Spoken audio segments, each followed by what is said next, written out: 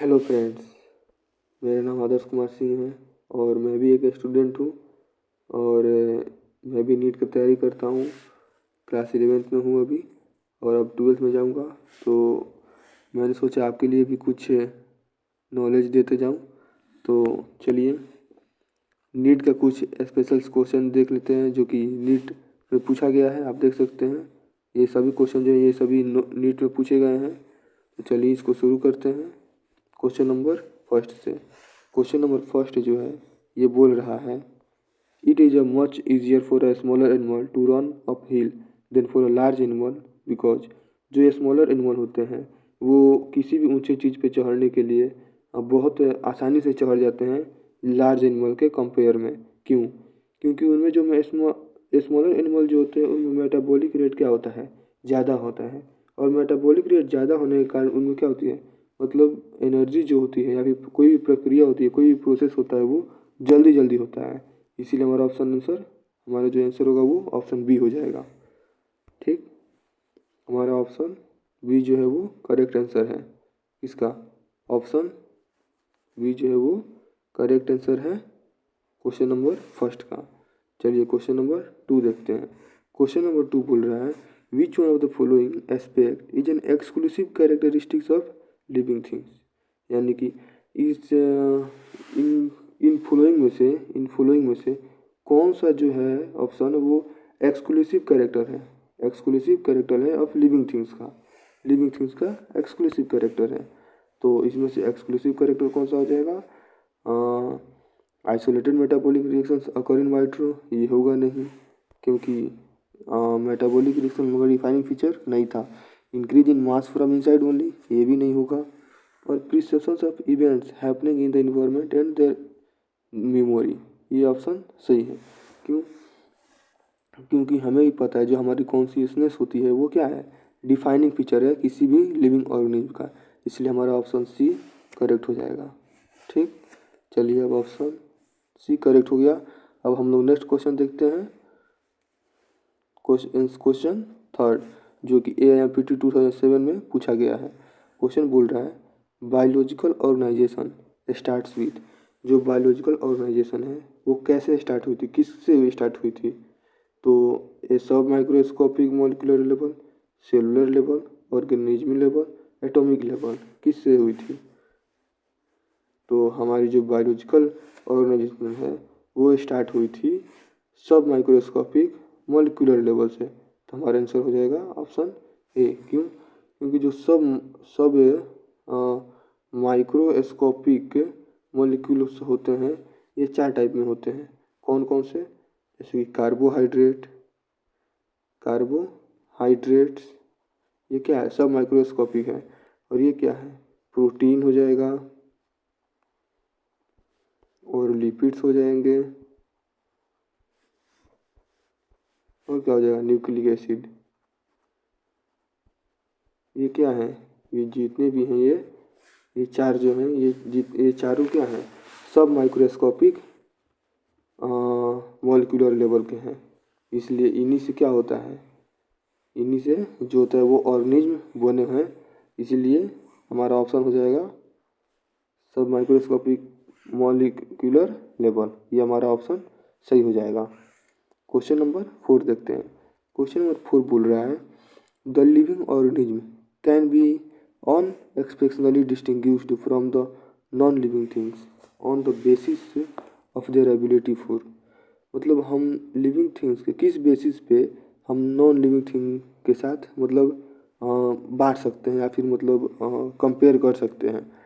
तो हमारा ऑप्शन हो जाएगा बी, हमारा ऑप्शन बी हो जाएगा। क्यों?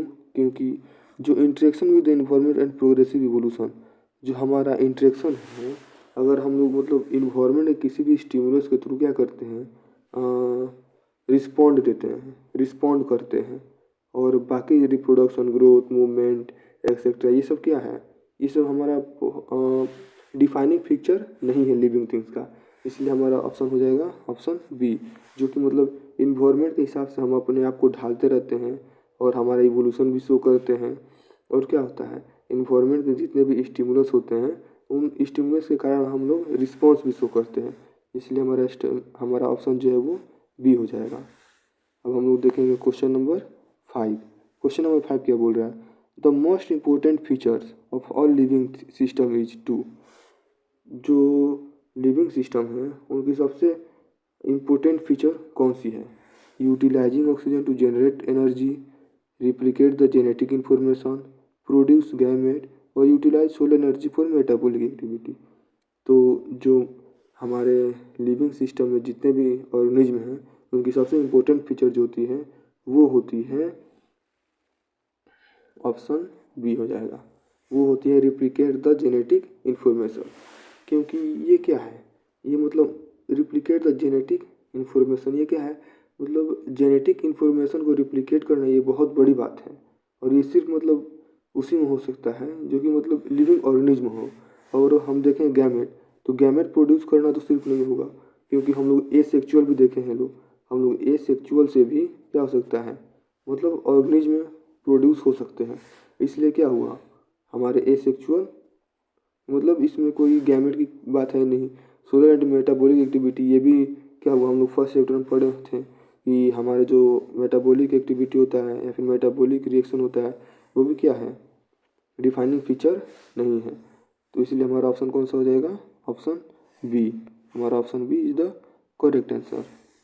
क्यों? क्योंकि रेप्लिकेट द जेनेटिक इन्फॉर्मेशन ये क्या कर रहा है, रिप्रोडक्शन जो है वो नेसेसरी है हमारे लाइफ के लिए। और प्रोडक्शन ऑफ गैमेट जो है ये क्या है, ये ज़रूरी नहीं है।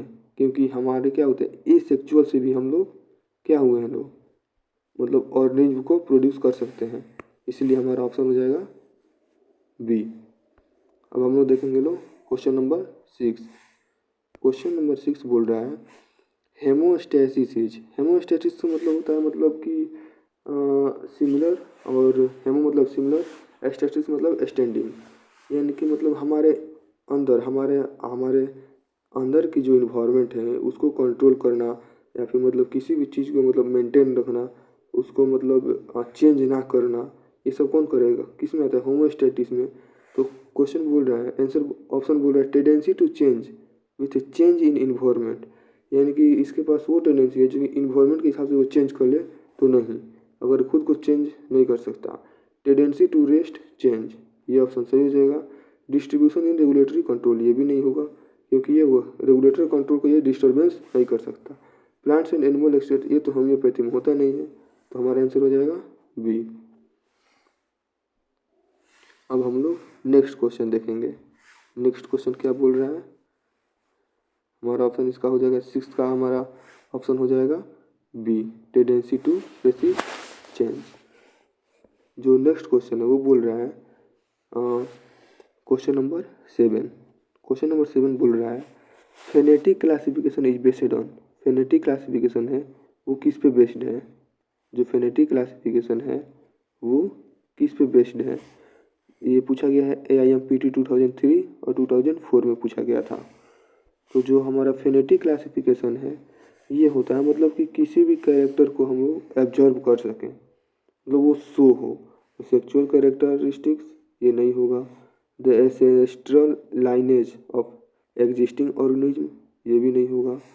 Observable characteristics of existing organism ये होगा। क्योंकि हम लोग मतलब किस में देख सकते हैं लोग, जो ऑर्गेनिज्म क्या है अभी एग्जिस्ट कर रहा है और उसकी कैरेक्टर को हम लोग ऑब्जर्व कर रहे हैं, तो ये क्या हो जाएगा? फेनेटिक क्लासिफिकेशन हो जाएगा।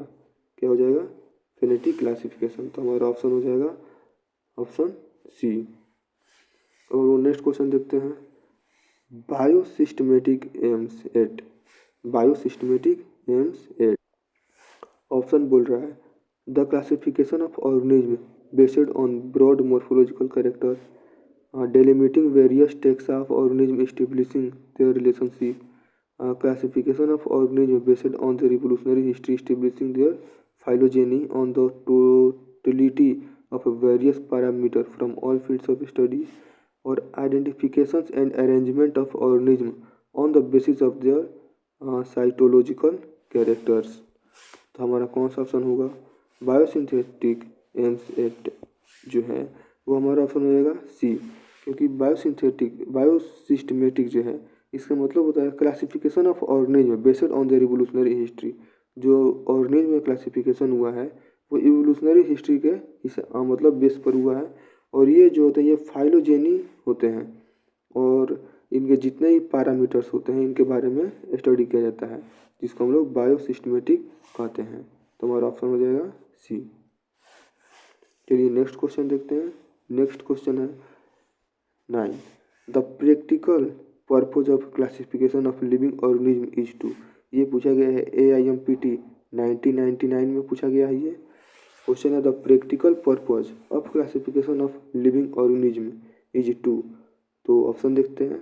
Explain the organism of living organism, trace the evolution of living organism, name the living organism and facilitate identification of unknown organism. तो हमारा कौन सा ऑप्शन होगा? ऑप्शन हमारा हो जाएगा डी।